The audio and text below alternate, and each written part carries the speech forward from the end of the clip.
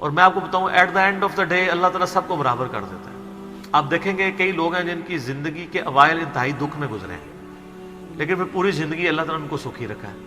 کئی ایسے ہیں کہ جو پوری زندگی سکھی رہے ہیں لیکن پھر آزمائش ان پہ بڑھاپے کے وقت میں آ گئی ہے، بیماری کی شکل میں، کسی اور شکل میں.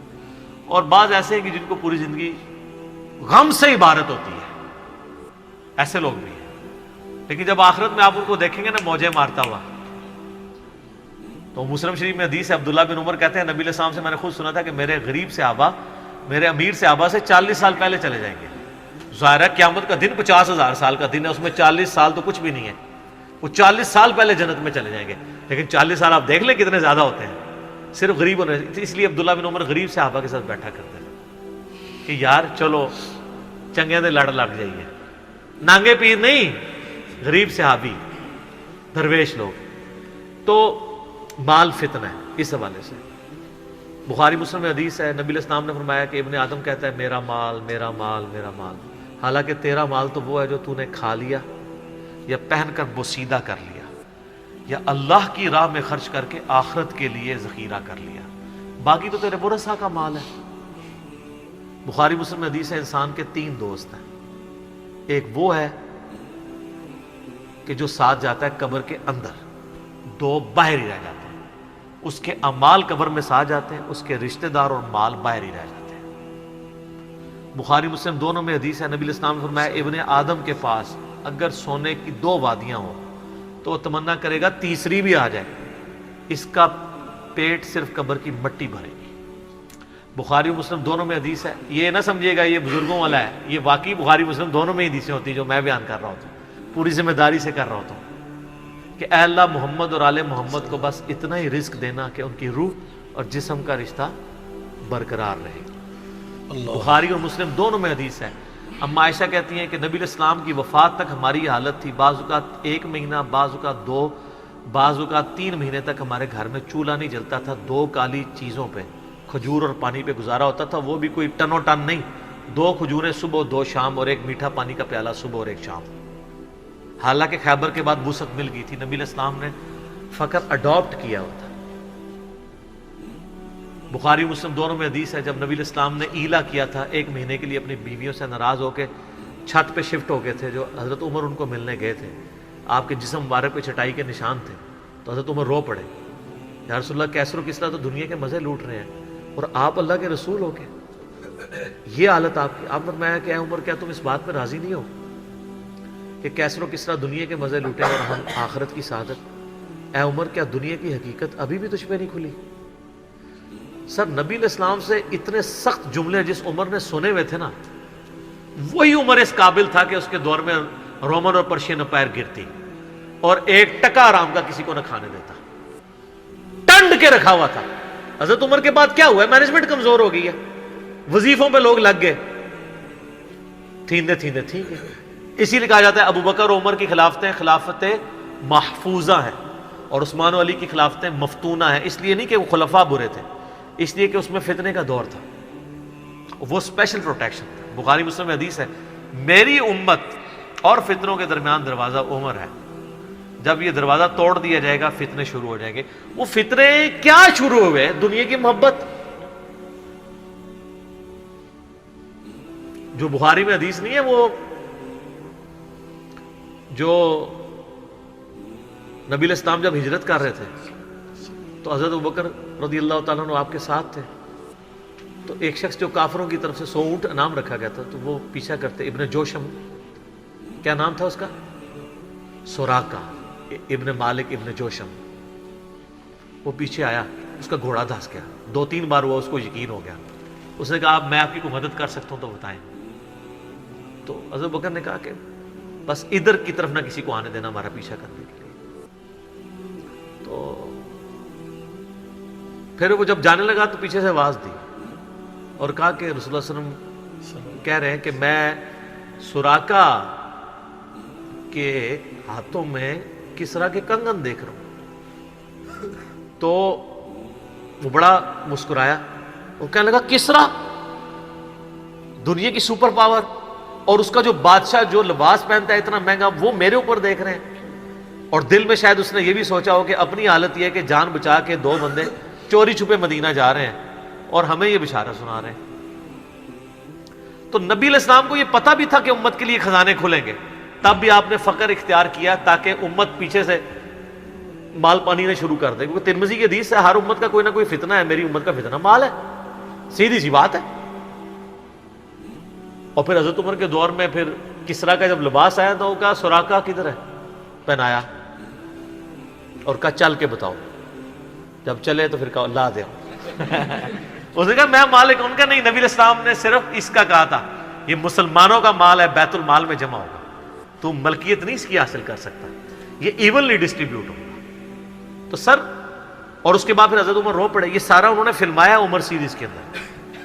تو صاحب نے کہا آپ کیوں رو رہے ہیں؟ انہوں نے کہا کہ رسول اللہ مجھ سے بڑھ کر اللہ کو عزیز تھے، لیکن ان کی زندگی فقر میں گزری، اللہ نے یہ خزانے ان کو نہیں دیے، اور حضرت ابوبکر مجھ سے بڑھ کر اللہ کو عزیز تھے، ان کے دور میں یہ نہیں آئے، اس آزمائش میں اللہ نے مجھے ڈالا ہے اور میں ڈرتا ہوں کہ میرا کیا بنے گا۔ اسی لیے بخاری مسلم میں آتا ہے نا، جب ان کو زخم لگا اور لوگ نا امید ہو گئے تو پھر لوگ آ کے ان کی فائنل زیارت کر رہے تھے، کیونکہ کھاتے پیتے تھے تو وہ میدا کٹا ہوا تھا، نکل جاتا تھا۔ اسی حالت میں بخاری میں آتا ہے ایک نوجوان آیا، اس کا تہمت ٹخنوں سے نیچے لٹک رہا تھا، جب وہ جان لگا تو بیماری کی حالت میں حضرت عمر کہہ رہے ہیں لڑکے اس کو تہمت کو ٹخنوں سے اونچا کر، اس سے تیرے کپڑے بھی پاک رہیں گے اور یہ سنت بھی ہے۔ یہاں ہم لوگوں کو کہتے ہیں شلواریں یار نیچے روبڑ رہی ہیں، حضرت عمر نزع کے عالم میں بھی ٹخنوں سے اوپر شلوار کر رہے۔ حضرت عمر وہابی نہیں سن سر، وہ صحابی سن، ان کو پتہ تھا یہ سنت ہے، اور نزع کے عالم میں تہمت اوپر کروا رہے ہیں، یہ بخاری کے الفاظ ہیں۔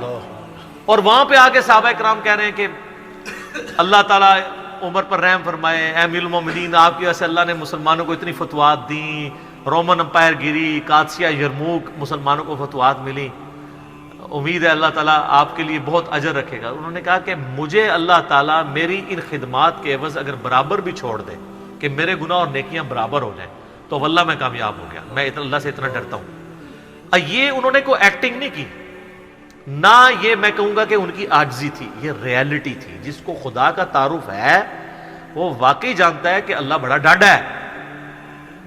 حضرت ابوبکر نے جب مشورے کے بعد حضرت عمر کو نامزد کیا تھا تو آپ کو پتہ ہے حضرت عمر کو کیا نصیحت کی تھی؟ کیا ہے عمر؟ ایک ہی نصیحت انہوں نے کی، ان کا اتق اللہ یا عمر۔ وہ عمر سیریز میں فلمایا انہوں نے، اللہ سے ڈرنا، اور جب تو جنتیوں کی طرف دیکھے نا تو دعا کرنا کہ اللہ تجھے اس میں شامل کر دے، اور جب تو دوستیوں کی طرف دیکھنا تو ڈرنا ایسے کہ کہیں تو ان میں شامل نہ ہو۔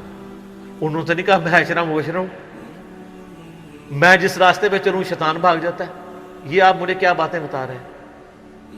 ان کو پتا تھا کہ اللہ تعالیٰ کی صفت بے نیازی بھی تو ہے نا سر، آپ کو نہیں پتا، وہ تو پیغمبروں کے اوپر عطا فرما دیتا ہے۔ یونس علیہ السلام تو پیغمبر تھے، اور اتنا غصہ کہ سورہ صافات میں ہے کہ یونس اگر مچھلی کے پیٹ میں ہمیں نہ پکارتا تو پھر اسی دن نکالا جاتا جس دن مردے اپنی قبروں سے نکالے جائیں گے۔ یار اتنا غصہ کیا کر دیا، کوئی بندے مار دیے یونس نے۔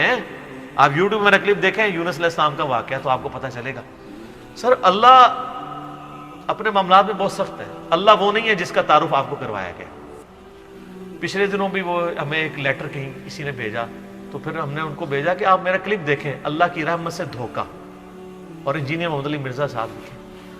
تو اس میں وہ کہہ رہے تھے، وہ تارج میر صاحب کہتے ہیں کہ آج کل کے مبلغین نے لوگوں سے ان کا رب بھی چھین لیا اور ان کو ڈراتے رہتے ہیں۔ سر کیوں نہ ڈرائیں اللہ کے بندو، قرآن کا ڈومیننٹ پورشن ہے ہی تذکیر ہے، بلکہ قرآن کا تعارف ہی تذکیر ہے، نصیحت ہے، ڈر سنانا ہے، ڈر سنانا۔ وَأُوحِيَ إِلَيَّ هَذَا الْقُرْآنُ لِأُنذِرَكُمْ بِهِ وَمَنْ بَلَغَ، سورہ الانعام آیت نمبر 19۔ اے نبی علیہ السلام فرما دو مجھے تو قرآن وہی اس لیے کیا گیا ہے میں تمہیں ڈر سناؤں، اور جس تک یہ کتاب پہنچ جائے وہ بھی ڈر سنائے۔ بخاری کی حدیث ہے، آپ علیہ السلام ایک چوراہے سے گزر رہے تھے، کچھ صحابہ جو ہے وہ ہنس رہے تھے، آپ رک گئے، پھر آپ نے فرمایا جو کچھ میں جانتا ہوں نا تم جانتے ہوتے نا تو بہت کم ہنستے زیادہ رویا کرتے۔ بخاری مسلم میں حدیث ہے، عبداللہ بن عمر کہتے ہیں نبی علیہ السلام نے میرے کندھے پہ یوں ہاتھ رکھ کے نا فرمایا تھا عبداللہ اپنے آپ کو مردوں میں شمار کرنا، یعنی سمجھو کہ آج میں گیا ہی کہ گیا۔ سر جب یہ تلوار کسی کے سر پہ لٹک رہی ہو نا پھر اس کا قبلہ سیدھا رہتا ہے، ادروائز وہ یتیموں کا مال بھی ہڑپ کرے گا، بہنوں کی جائیداد پہ بھی قبضہ کرے گا، اور وہ ماں باپ بھی جو اپنی زندگی میں بیٹوں کو سب کچھ دے کے چلے جاتے ہیں اور بیٹیوں کو محروم کرتے ہیں۔ ہمارے پاس تو لوگ آتے ہیں، ہم ان کو کہتے ہیں تمہارے ماں باپ دوزخ میں جل رہے ہوں گے، اب بھی ٹائم ہے کہ ان کی وصیت بدل دو۔ قرآن میں بھی ہے کہ اگر کوئی غلط وصیت کر کے جاتا ہے وصیت بدلو، اس کو عذاب سے بچاؤ۔ تو کئی لوگ ہیں میں نے دیکھا ہے ملینز آف روپیز انہوں نے ماں باپ کے مرنے کے بعد ان کے نام پہ ہوئے اپنی بہنوں کو واپس کیے ہیں کہ چلو یار ہمارے ماں باپ دوزخ میں جانے سے بچ جائیں گے۔ اگر آپ کے ماں باپ کی محبت آپ کے دل میں ہے نا تو خدا کے لیے اگر آپ یہ نہ کہیں کہ میرے ماں باپ دے گئے ہیں تو وہ جانے اور ان کا کام، یار وہ آپ کو دے کے گئے، آپ کے ساتھ نیکی کر کے گئے، اور آپ ان کے ساتھ یہ بھی نیکی کرنے کے لیے تیار نہیں ہے کہ جو مال انہوں نے کمایا تھا وہ ان کو دوزخ سے رہائی سے عطا کرنے کے لیے آپ ان کے لیے خرچ کر دیں جو آپ نے نہیں کمایا ہوا۔ تو کتنے بڑے ناہنجار اولاد ہیں آپ۔ سنن ابن ماجہ کی حدیث ہے تو اور تیرا مال تیرے باپ کا ہے، بہت بڑی بات ہے۔ ماں باپ بغیر اجازت کے بھی اپنے اولاد کے مال میں سے لے سکتے ہیں، یہ ذہن میں رکھیے گا، بڑا حق ہے۔ اور آپ لوگ یہ کام کر رہے ہیں، اور جو ماں باپ کر رہے ہیں خدا کے لیے ان کے پاؤں پکڑنے پڑتے ہیں، پاؤں پکڑے، ان کو کہیں کہ خدا کے لیے بہنوں کو اس طرح نہ کیا کریں۔ او جی ان کو وہ جناب وہ جیز دے دیا تھا، وہ جیز تو زندگی میں دیا، وہ گفٹ ہے۔